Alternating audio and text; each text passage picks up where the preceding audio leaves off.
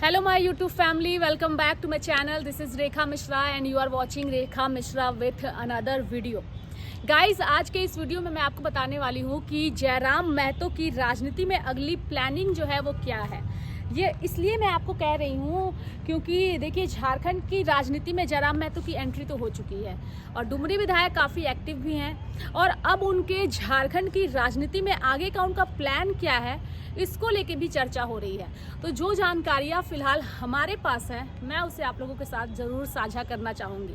लेकिन इस वीडियो को स्टार्ट करने से पहले मैं आप लोगों से अपील करूँगी कि अगर अभी तक आप लोगों ने मेरे इस वीडियो को या चैनल को सब्सक्राइब नहीं किया है तो मेरे इस चैनल को आप लोग ज़रूर सब्सक्राइब करिए। जयराम महतो को लेकर के मेरा अपना पर्सनल पॉइंट ऑफ व्यू क्या है और जयराम महतो झारखंड की राजनीति में किस तरीके से काम कर रहे हैं, उनकी एक्टिविटी क्या है, उससे जुड़ी हुई तमाम जो जानकारी है मेरे पॉइंट ऑफ व्यू के माध्यम से आप लोगों को मिलती रहेंगी इस चैनल पर। अगर आप लोग जयराम महतो के समर्थक हैं या विरोधी हैं तो मुझे लगता है कि आपको इस चैनल को ज़रूर सब्सक्राइब करना चाहिए।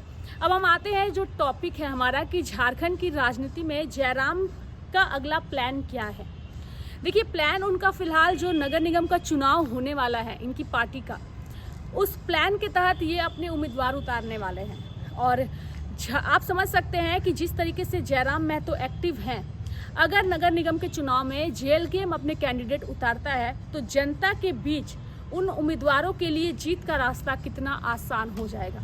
इसलिए आसान हो जाएगा क्योंकि जेएलकेएम ने अपने आप को काफ़ी डाउन टू अर्थ बना के रखा है। डाउन टू अर्थ का मतलब है जमीन से जुड़े हुए नेता जो अपने पद का दुरुपयोग नहीं करते और जनता से सीधे तौर पर मुखातिब होते हैं।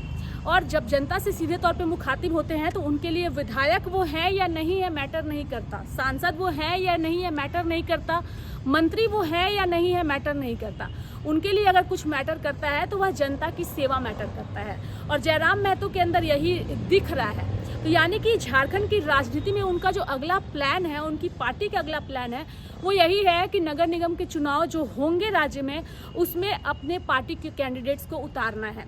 इसके अलावा भी जयराम महतो की राजनीति में कई सारी प्लानिंग है, कई सारी चीज़ें हैं जो नज़र भी आ रही है। लेकिन नगर निगम का चुनाव राज्य में होने वाला है और अब इसकी सुगबुगाहट बढ़ गई है। जो तैयारियां थी वो तैयारियां भी पूरी अंतिम चरण में हैं। कोर्ट के निर्देश के बाद चुनाव को लेकर के सभी लोग जो हैं वो लगे हुए हैं। और आप सोचिए कि जब जेएलकेएम के एक विधायक यानी कि जयराम महतो जिसका प्रतिनिधित्व वो खुद करते हैं वो इतने एक्टिव हैं और विधानसभा चुनाव में उनकी पार्टी से चुनाव लड़ने वाले नेताओं ने वोट नहीं काटा था, बल्कि दूसरे और तीसरे नंबर पर किसी ने 70,000 वोट लाया, किसी ने 80,000 वोट लाया, किसी ने 50,000 वोट लाया।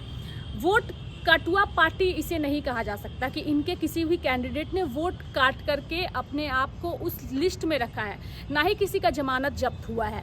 यानी कि इन्होंने जो पहले से पैठ जमाई हुई पार्टियां थी उन्होंने धूल चटाने का काम किया है। तो जयराम महतो का जो राजनीति में प्लानिंग है वो फिलहाल यही है कि नगर निगम का चुनाव राज्य में होगा और जेएलकेएम अपने कैंडिडेट जो है वो राज्य में उतारेगा, जिसकी घोषणा पार्टी की ओर से काफ़ी वक्त पहले ही जो है वो कर दी गई थी और कहा भी गया था कि पार्टी जेएलकेएम अपने कैंडिडेट उतारेगी।